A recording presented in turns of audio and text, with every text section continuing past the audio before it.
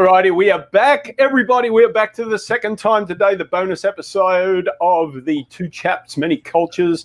Welcome, welcome, welcome. And we have our special guest today, Joanna Sell. Joanna, Pani Asia, dzień dobry, jak się mamy? Dzień dobry, super. Dzień dobry, Brett. Guten Tag, Christian, beziehungsweise guten Morgen, oder? Guten Tag geht schon. Ist schon Mittag hier. Hallo, hello, dzień dobry, and that's the extent of my Polish. So.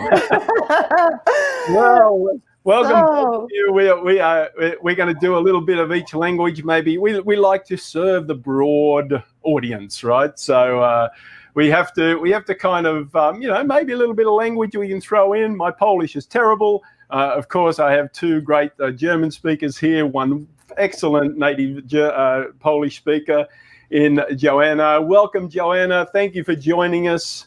Thank you for the invitation. No problem at all. We're always interested in stories, and that's your forte, right? Your forte, your specialty. So you're always teaching us how to use stories to improve our global development. And I guess as Christian and I do this work in the intercultural field, we often use stories to put some context around what we're teaching and, of course, what we're learning too. So tell us a little bit about the Joanna Sell story, please. Just a nice little introduction of where you're from and what brought you to this work. Yes, so gentlemen, thank you once again for the invitation. What brought me to this work? Actually, at one point I relocated from Poland to Germany, from Krakow directly to Hanover, which was a very, very nice, challenging point. Everybody kept asking me why from Krakow, the most beautiful city in Middle Eastern Europe, to Hanover, the most beautiful city in the northern Germany. Except for Hamburg, except for you name it. And the reason was pretty simple, because of love. And actually, afterwards, I relocated still to Strasbourg. And when I went to Strasbourg, I had an internship at the culture TV channel Arte. And this is the moment when I really saw that people spoke the same languages, German and French, and they, even though they were bilingual and really fantastic in speaking both languages, they used two different cultural codes and they didn't really understand each other. So it made me really puzzled, because back then I had seen this trouble. They had to agree upon a common good program, TV program for different people in Europe. And this was the beginning of the passion for intercultural communication, when I said, okay, the language is not enough, even though I speak French and German, and all of them, it's also the case for them. This communication gaps exist. And this is where I decided to add to my two former studies one more program at the university, intercultural trainer and coach. So this was the first moment when it really worked. And then afterwards, of course, just like many in our field, I worked also pretty much with cultural standards, with cultural dimensions. I never ever mentioned any numbers. First of all, because I don't memorize any numbers. Second of all, because I never ever believed them. And at one point I saw that sometimes, just using the cultural dimensions without really using them in the context, without really telling stories, without really encouraging the participants to share stories, doesn't bring up any forward. Sometimes they didn't even have any stereotypes at the beginning of the day, and at the end of the day they had plenty of them. So this was the moment when I turned to storytelling, story sharing, when I said, okay, first of all, people are sharing different experiences, different stories, and then they are going to have a look at what actually it means to them. And the third motivation to work with stories was actually because I simply saw that it works. I saw that it works not only in the professional context, but also in the private context. I love skiing. I'm a born skier. And this is how we met plenty of people in the skiing holidays, in different huts, just sitting together, sharing stories, laughing together. And by the way, one of the stories is wrong. There is a lie. Okay. Life? Lie, a lie. A lie. Oh, okay. And when you say that, what do you mean by that? That one of them is not the truth. I think the skiing. She made up the skiing. Ah, okay. Maybe. I'm not sure. I love skiing. You are right, Christian. And still, I'm not a good skier. I'm really glad when I make it down to the slope. I think you can love an activity without being good at it. I have that with tennis. I love playing tennis. I suck at it, but but it's so much fun. Yeah, welcome to the club. Yeah. Wonderful. Yeah, so this is actually, one of the ideas how we can work with stories. That it doesn't have to be always really sharing stories of the most important moment, of stories of vulnerability, of really something tense. Of course, this is where storytelling applies at a very, very enhanced level of communication, and this is why I love it so much, especially when we use it in the diversity, inclusion and belonging context, but also right now in the current theme of racism, polarization, xenophobia.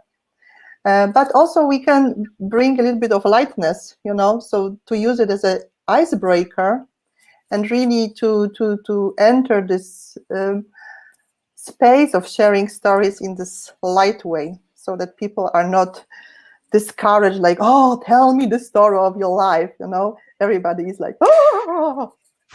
And my experience around storytelling is one that I only picked up, and I'm not saying I'm good at it, so we're back at the skiing thing. So yes, I love storytelling too. I'm not necessarily saying that I'm good at it.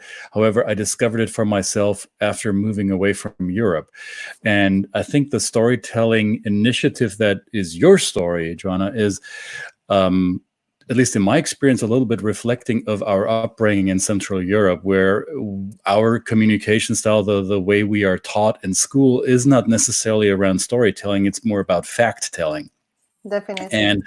And I learned this here in the US when a sales trainer told me, you know how to convince a prospect to buy from you. It's not by inundating them with the facts and your spec sheet. And he said an axiom that rings in my head since then. It's this American way of selling is facts tell, stories sell.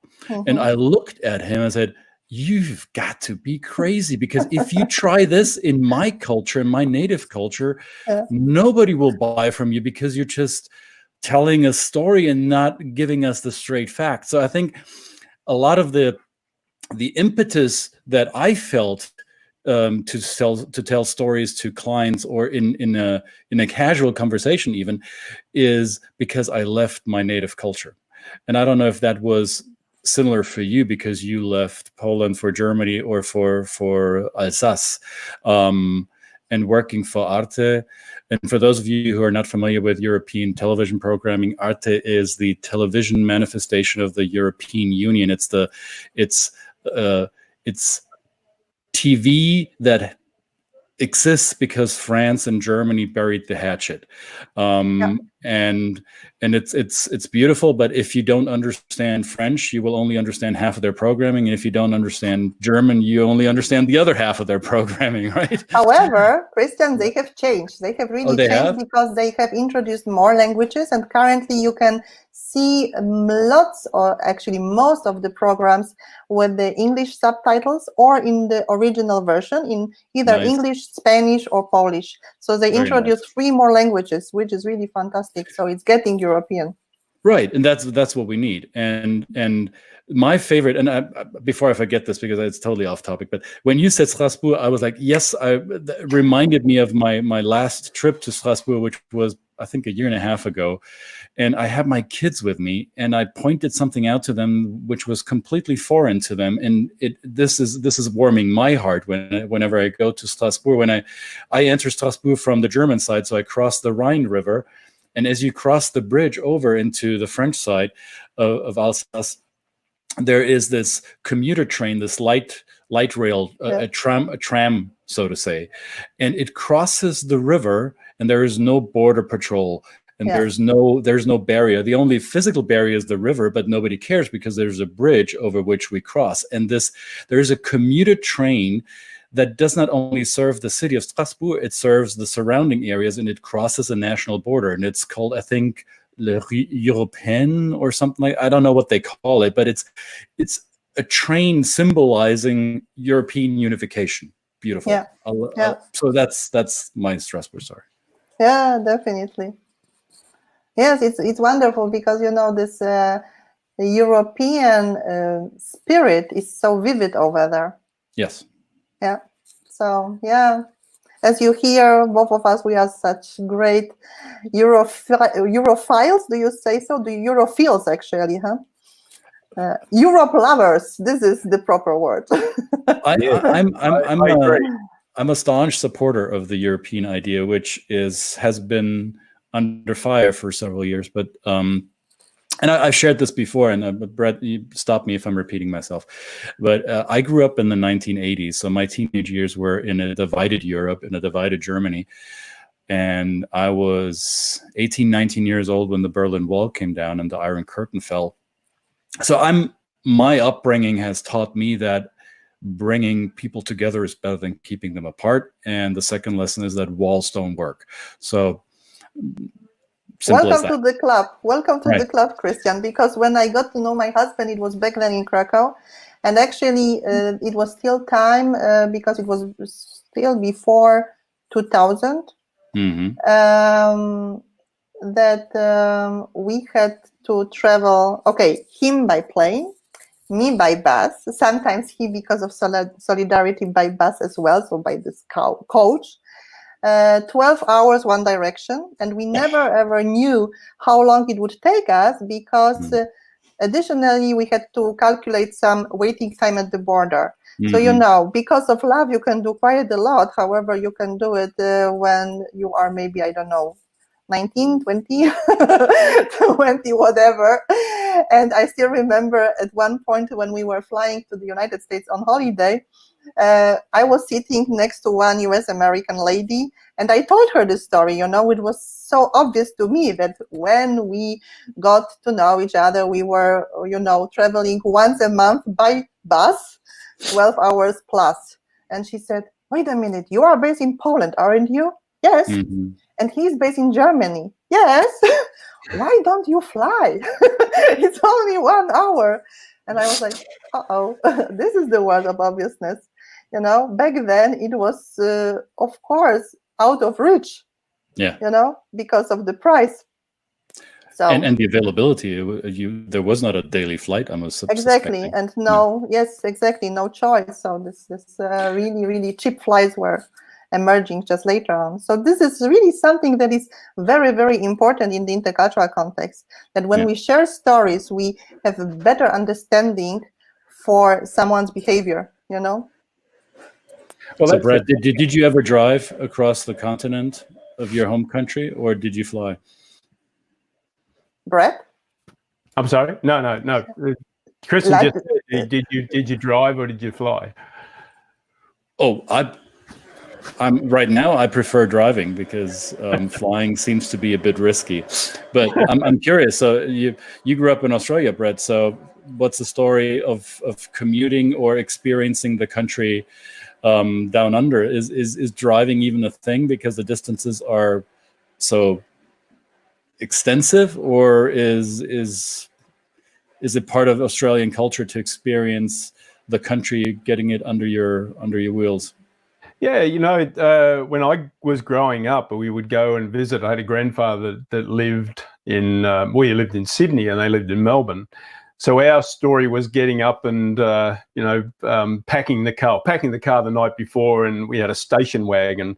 And, you know, back in the days when, you know, seatbelts were kind of like not as important, you know, the back seats would go down, and me and my brother would get the luxury of laying down and sleeping in the bed, you know, and then we'd wake up starry-eyed at some ungodly hour when the sun was coming up and stop for breakfast. And so this was road trips were not so much road trips adventures. These were the way you got around. Okay, I didn't fly until I was 15 for the first time. So that using the car over such great distances was really the only way that you could get around, although that we had a lot of really good public transport.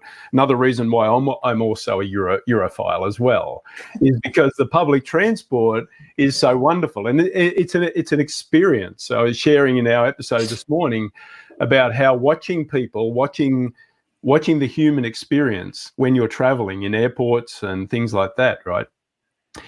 And I find myself guessing people's stories, Joanna. So this is one thing that I kind of look at people and I go, it's interesting that I'd be fascinated in that person's story, because I know it's all different. And back to your story about doing the 12-hour commute for love, right?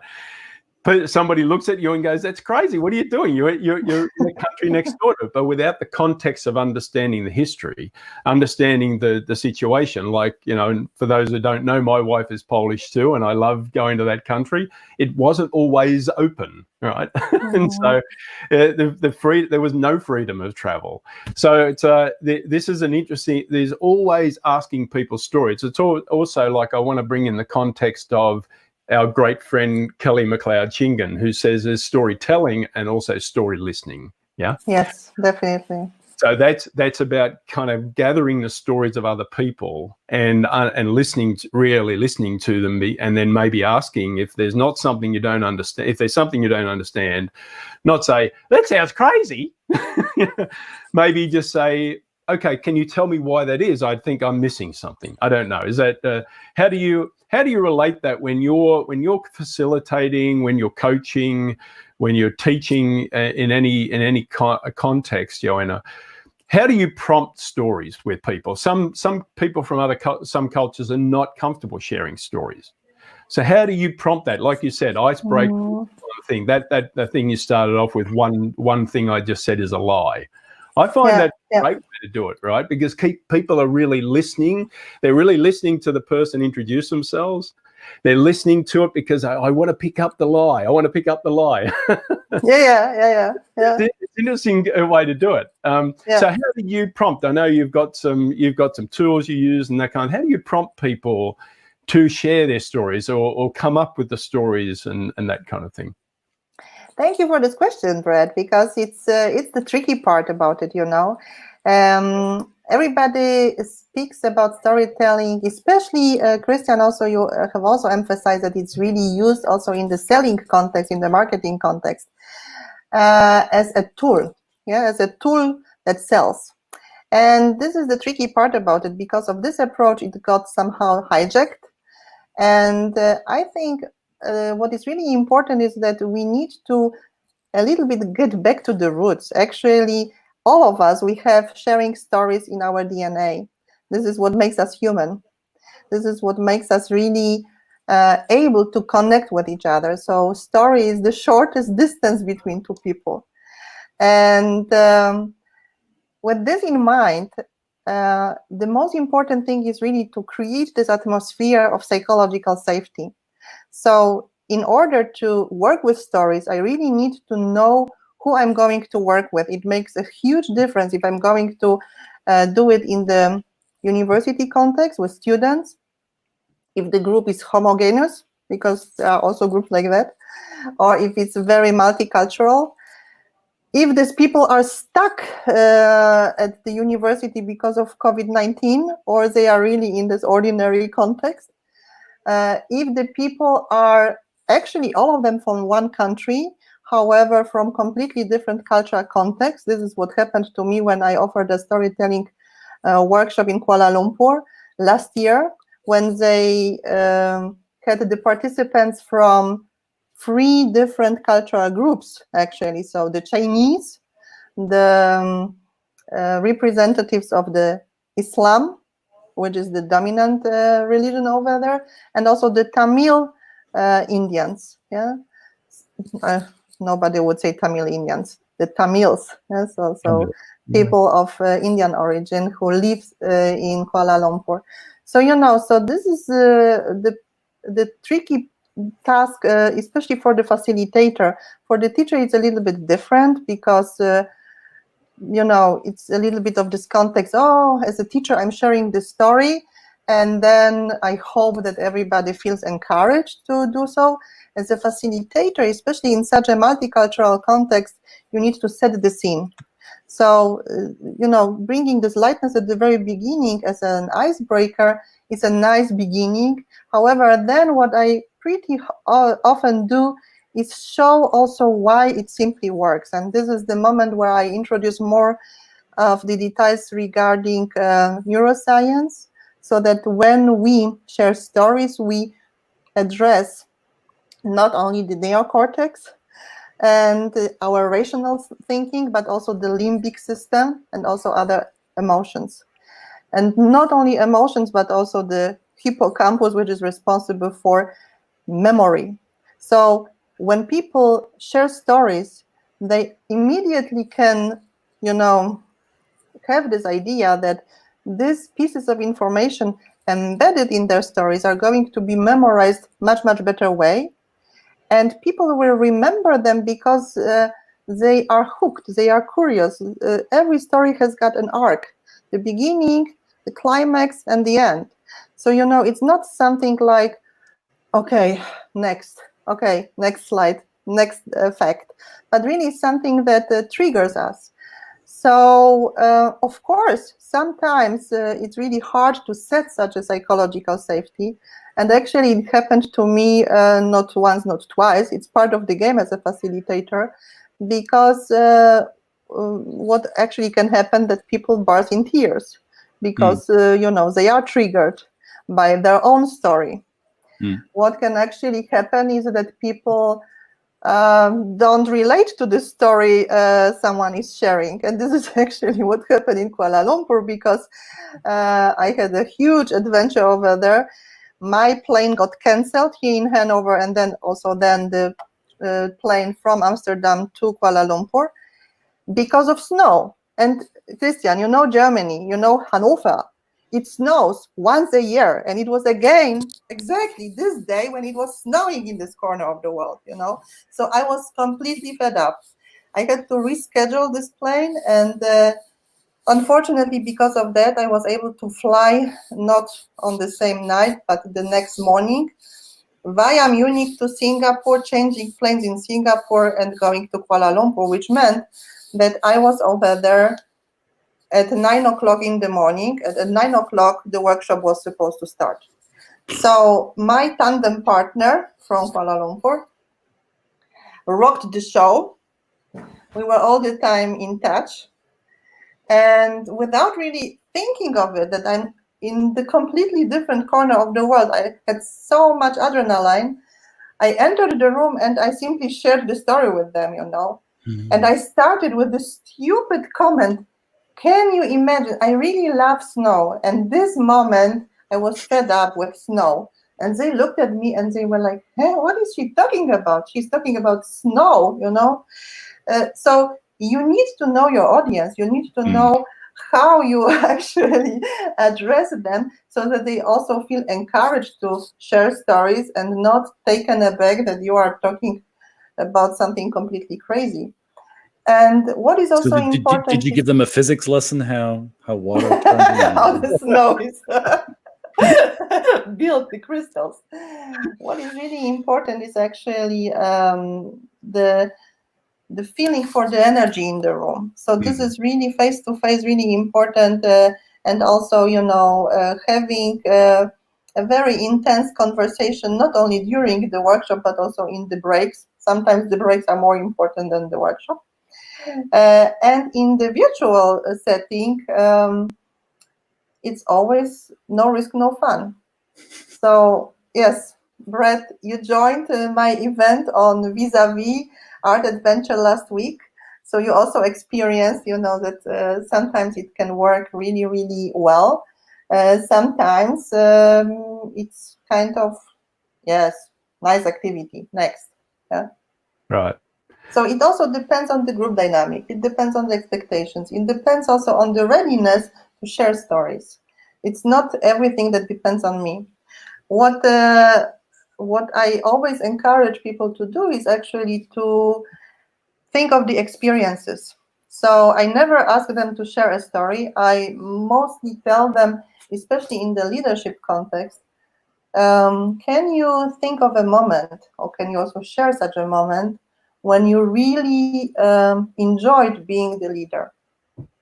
Or when you can recall such a situation when you were very, very courageous, and this was the moment when you felt proud to be the leader of these people. So this is something that, you know, changes a little bit the approach. People immediately switch the thinking about it. And I think this is something we need more currently, so that we focus very, very much on challenges, that we re-narrate a little bit, that we, re-narrate not, oh, what were the biggest challenges during the COVID-19, for example, but instead, oh, what actually worked and why, and what do I want to keep from this time, you know? So really just this positive psychology. And what you just referred to was what Brett said earlier about story listening. I think if a good facilitator can encourage program participants to share their experiences and go into whatever narrative it may be, it makes it they relive that experience that they're sharing, so they make the program their own. So it's not a teacher, lecturer, facilitator in the front of the room lecturing to them. It becomes their story because they're bought into it, because now they're adding their puzzle pieces to the picture, and it becomes a more holistic experience, for lack of a better term. What I need to practice, or not need to, but what I want to practice, and I have been practicing, it's simply similar with my skiing and my tennis skills. I'm still getting there. Is telling a story, or starting off with a narrative, and as you said, introduction, build up, climax, and then the end of the story. I try to open loops for my audience. So I start telling a story without giving them the end of the story. I leave them hanging like a cliffhanger, and intersperse throughout the time that I have with them, intersperse little clues as to how the story continues, but I only close the loop for them at the end of the session. So that's kind of a trick to extend that narrative arc, I don't know how to pronounce it, till the end of the session. It takes all of my brain power to do that. It's not always easy, at least not for me, but that's a technique that I noticed worked well. Yes, thank you. Very, very nice. I love it. I call it open-end stories. Oh, yeah. And I describe this process also in 2 chapters in the books on storytelling, one in German, one in English, because, it triggers curiosity. And actually what happened in one of the train-the-trainer courses on storytelling, how to use storytelling in the intercultural context, was that I combined it with the story circles. So I invited the people to share such open-end stories in the story circles. So they were in tandems, they were in couples. Normally in story circles you are 3-4 people, so that you've got more of, dynamics. However, in this case, they were just in couples, and they had very intense conversations, asking each other what do they actually think, what is the end of the story, and also giving the feedback in the story circle when the end was shared. Oh, what was the most surprising moment for you? So, with this intervention, you trigger not only curiosity, but also very deep self-reflection, because also the storyteller hears from the story listener, wow, this was the most important or most catching part of the story, even if it's not the case for the storyteller. And this is what they shared in the forum afterwards. So, when we think of story listening, it's storytelling doesn't make any sense without story listening. It's the biggest present, the most fantastic gift we can give each other in our current turbulent times when everybody's run out of time. So that we listen not only with the ears, but also with the eyes, that we also observe each other, would really pay attention to the facial expression, that we also focus on what is said, and that we at least try to listen without the attempt to react to what is said and not to judge. This is really the enhanced part of listening. Yeah. It's hard to do that in this context, especially in social media. I find myself, and I don't know whether other people do it, when people make comments that I disagree with or I don't know the context, I often will go to their profile first, right? I'll kind of try and understand, and it'll tell me a lot about the person. It'll give me a little bit of context into where they're coming from, what their frame of mind might be. And of course, many times just that act of doing that stops me from reacting in a visceral way to maybe something they've said, and just understand it that in the heat of the moment, somebody might say that because of a certain context. But when I've looked at their other story, their bigger story, I've seen, this is actually an intelligent, educated, thoughtful person, and so. This is what's kind of missing in interaction, right? It's one of the kind of the difficulties about this current situation is that we're missing those personal interactions. Yes, I mean, I've transitioned a lot of my work, and I know Christian has, and we all have, to virtual. But I'm also learning about the studies of how we miss the small cues that we don't have when we're in person with somebody, which is just, that's just part of the challenge. But so we learn to work through them as much as we can. But I've always loved storytelling because, and a lot of my clients say, "Oh, you've got lots of wonderful stories." Well, I've just stolen them off everybody. It's thievery, but it is basically just when you can get an example of an academic, and I'm not an academic, but an academic idea, something that we teach in terms of our intercultural practices, but to be able to put it into a context and say, okay, that's for the real smart people. I say that's the way I say it. That's for the real smart people. For me, I can only demonstrate this in a story, and this is where it's applied in my life, or it's applied in my friends' lives, and that really resonates a lot with people, I find. Yes, definitely. And I think what is really important nowadays is to listen to those stories that were on the margin so far, because there are plenty of voices that are finally heard. And this very, very strong narrative that are counter narratives to the dominant stories. So this is really an eye-opener currently. It's really important to listen to everything what is said, but also to think what might be not verbalized because of some still fears, because of power, and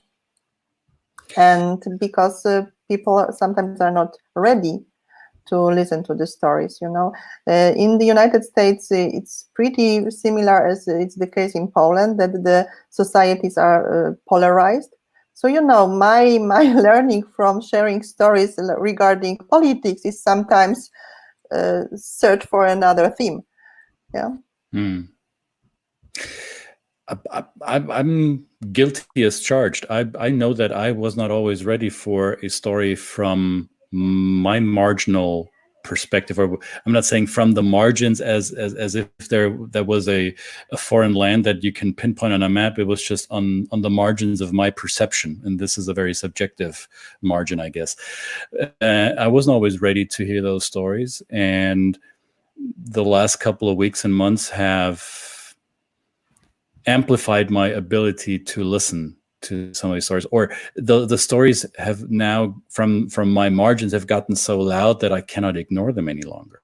Exactly. And I really vividly remember a phone call I got from one of my African American friends the day after George Floyd was murdered. And this is a full-grown man. This is a very alpha type male, very assertive, and gives you the impression of being sure of himself.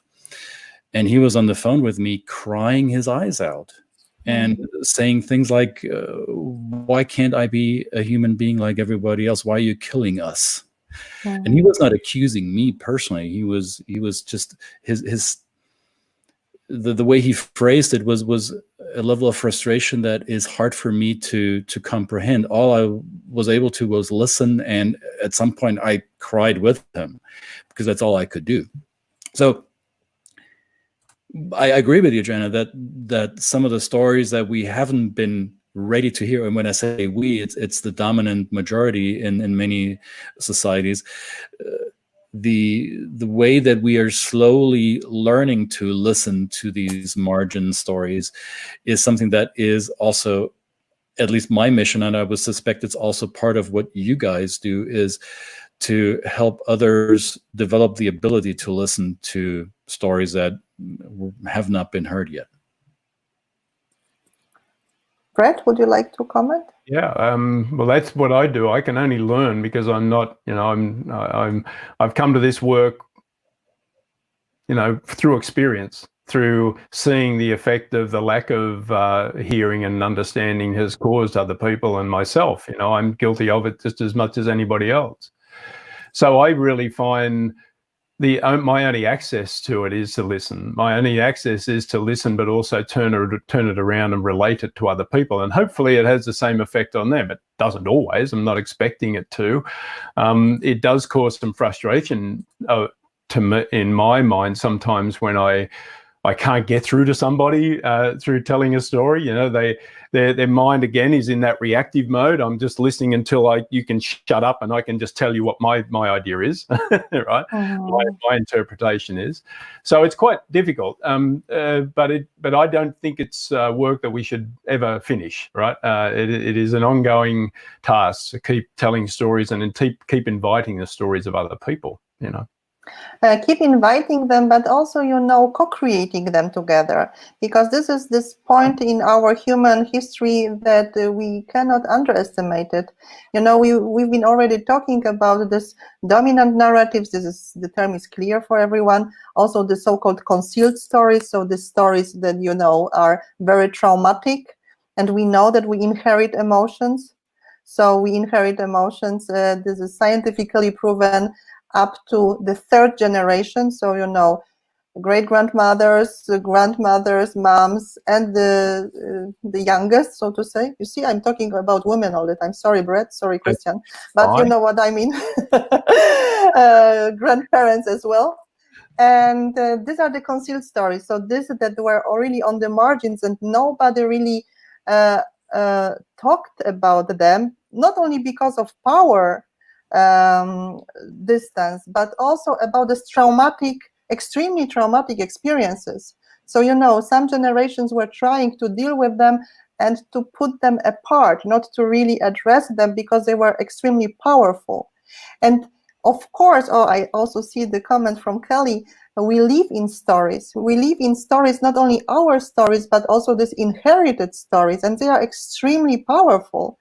So, the next point, these are the stories of resistance. So when all these concealed stories come up somehow, and the people from this underrepresented groups keep saying, we want our voice to be heard. And this is exactly what is happening, not only in the context of racism, polarization, xenophobia, but also LGBT, and so on and so forth. So, so this is a huge context. I'm not talking about female aspect and female leadership, because then we would finish tomorrow morning. Right. But the next step. Well, generational too, Joanna. I can't do it. A lot about Tamara, our wonderful friend Tamara Thorpe, who talks about generational. She's the millennials mentor, right? This is about hearing the stories of people from different generations and not undervaluing them. They're important. Exactly. There's all these different things there. Definitely. And as for the millennials and also this generation, we finally have to introduce more visual storytelling, because this is how we attract also their attention. These are these people who don't read, one-pagers, because they don't have time for it. They don't have patience. These are the people who are attracted by really strong visual stories, That's why we're here. We're creating visual stories for them. Yes. So the very, very last point in this is definitely, to find courage really to co-create together this transformational stories. So how do we want to coexist, and building connectivity despite the differences, search for similarities, and really search for common stories we want to co-create. This, what I have just said, this is, by the way, not something, let's say, out of the heaven. This is the model Lee and Bell created, and this is the model of stories for social justice. And by the way, Brett, maybe you can remember, this is the model Kelly, who is also present here in the chat, introduced in our interview when I had the chance to interview her last year in Leuven in Belgium. And you were so kind and were our director, cameraman, technique guy, and the biggest supporter of the project ever. Thank you. Oh, I don't know about that. I just happened to be in the right place at the right time.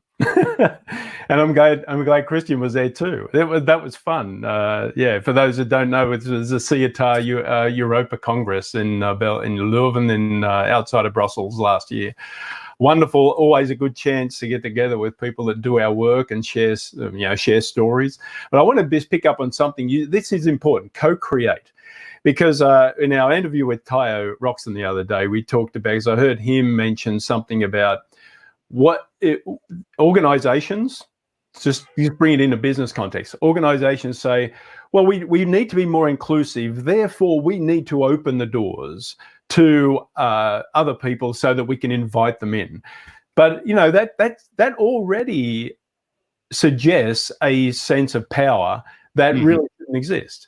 It shouldn't be up to us as the white I don't know how to describe it, but it shouldn't be up to the power who think they have ownership to invite people in. It should be assumed that everybody has ownership already. Yeah. So co-creation is saying you and I are equal. We're equal partners in this, and we come together to tell a story, not because, well, right now Black Lives Matter is the big thing, so I'm going to tie onto that and I'm going to invite people in and be very nice about it. No, that's garbage. Yeah. So I'm just here kind of co-creation is really important. That's what I really love about it. I want to work with people that, to me, come to me with as equal partners. Sometimes there's going to be different dynamics. They have better knowledge, better education, better assets to be able to share that. So therefore, it is incumbent on me to just shut my mouth, right? That's the reason we have 2 ears and 1 mouth, is to shut my mouth and listen and let that person take the lead. And it may be up to me to be called on to do that as well in a different context. But it's still about co-creating. It's still creating something that's going to resonate with people, to encourage them to do as you're so greatly teaching, is to develop, is to really use that to develop globally, develop a mindset of global mindset, a growth mindset, which kind of go together. Good friend, I'm just starting to get to know, Chaba, who's developing the ICQ, who developed the ICQ disc, says, they're not mutually exclusive, right? There's global growth, global mindset. They're together, and we have to bring all of ourselves to these stories. So I think it's fascinating. I know we're going over. I'm sorry. I hope I'm not holding you guys up, because we are going over. And yes, Joanna, we could talk until tomorrow. That would be, yeah. Definitely, yes. So, I mean, we should probably do it again, if we can schedule it again. What you've got an event, you've got some things coming up later this week, Joanna, that you're hosting, and tell us a little bit about that in terms of your activities. Yes. Oh, thank you that you mentioned it. Thank you. I'm really honored that you mentioned it, you know, because you experienced this big experiment last week, and afterwards I felt really encouraged with the feedback, and I said, wow, this is the right path. And this is also actually part of my story, that, you know, what would have actually happened if I had been more honest to myself and played all the cards years ago? When I told you that my experience at 𝙈𝙬 was really driving me towards intercultural communication, it's only part of the story, you know. The second part of this story is obviously being girl, right now a woman, originally from Poland, whose great-grandfather died in Auschwitz, married to the German guy, whose grandfather was in Krakow, so next to Auschwitz, exactly in the same time. So when I got to know him, actually my heart was beating, and I asked him simply, oh, how long were you there? And you cannot imagine how relieved I was when I heard 3 days. And then I asked myself, okay, what would have actually happened if I heard 3 years, you know? And this is also something that we underestimate, that as soon as we know a very powerful story from the books, from the films, from, I don't know, whatever source, but from the outside world, it has got an impact on us. And still, when it becomes part of our family story, it can be a huge driver. So, you know, there are plenty of stories that we need to reconcile. And this reconciliation is the basis of building resilience. And I guess this is really important in our times right now, you know, how we are going to look at this really, really tense period of time with COVID-19. It depends mainly on us and also the stories we are sharing with our kids, with our partners, with our best friends, with our clients as well. When we keep saying that, oh, this is really a very, very tough time, and, you know, we want to get back to the normal, and we focus all the time on this what doesn't work instead of this what actually works pretty well, we don't do any favor to anyone, you know. So I still remember such a moment when I really had to let's say reconcile different stories. One of the stories also regarding my education, that the very, very first studies was actually art history. And the art history made me very much aware of the power of the visual stories. And this is right now the answer to your question, Brett, that my project currently, finally, after so many years, combines art, experience of art, really almost art therapy, with intercultural communication, storytelling, and at the very end with the coaching question, so that people after such a session have got a coaching session they can still work with afterwards. So what actually happens in these sessions is that I invite everybody to 3 different art institutions. It could be galleries, museums, creativity doesn't have any borders. And then we dive into sharing stories in the breakout rooms, come up with what we have learned from each other, what we have heard, what stories do we want to have more of, what stories do we want to stop telling. It's also important, so that we don't do much more harm than necessary. And what stories do we actually want to co-create really consciously together, so that we can spread more hope and optimism. So this is exactly what is happening in the sessions. And so far there are 3. So on Wednesday, I've got 1 session on racism, skin color, and re-narrating practices. Oh, by the way, over there we are also going through the whole story circle with stories for justice, social justice. On Thursday, we are talking about bubble, so the symbol of multilingualism, and how this multilingualism impacts also our personalities. Very, very interesting theme. So Christian, wenn ich Deutsch spreche, denke ich ganz anders niż jak mówię z tobą Brett po polsku. Just an example. When I speak... Ja, die ist język. Ja, so geht's mir auch.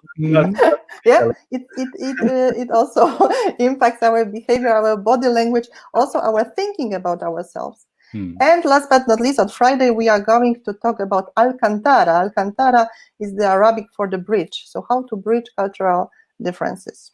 So you are very welcome. 5 o'clock Central European time. And nice. That's good purpose. In the morning for me. That's good.